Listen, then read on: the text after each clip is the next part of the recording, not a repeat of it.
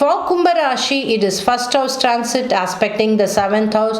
So you and your spouse will become very close. You will travel together. You will do lot of work together.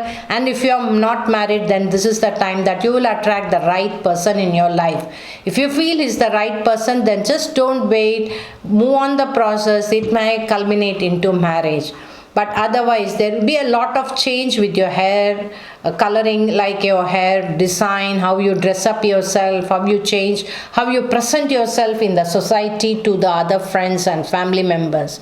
Suddenly you will say your hairstyle changing, everything changing when it comes to your personal appearance. So lot of changes will be there, and also your mind will become very focused, positive, and also you'll have the clarity of what you are going to go in the future, that you would like to understand about your soul purpose and destiny, because the Guru Pechi is going to happen over your Lagna.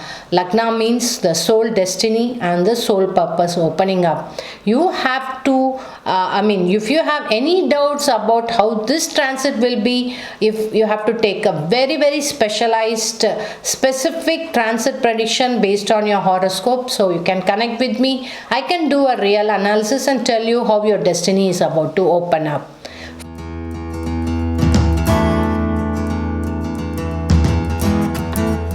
Finally, it is with the Meena Rashi, really challenging transit, because it is a 12th house Guru transit aspecting the 6th house, which means it is the closing of many things. What it started will all close, and also you have to be very careful because you will unnecessarily get pulled into lot of arguments and people ideas. Now, I have always seen in the negative Jupiter transit, you will attract a person who will convince you to invest. You have to be very, very careful. Next 1 year, I would tell you, please don't invest, please don't expand your business. What is going good for last 1 year, please continue to do. Your mind will haggle. Your mind will say like, let me do this, let me try this out.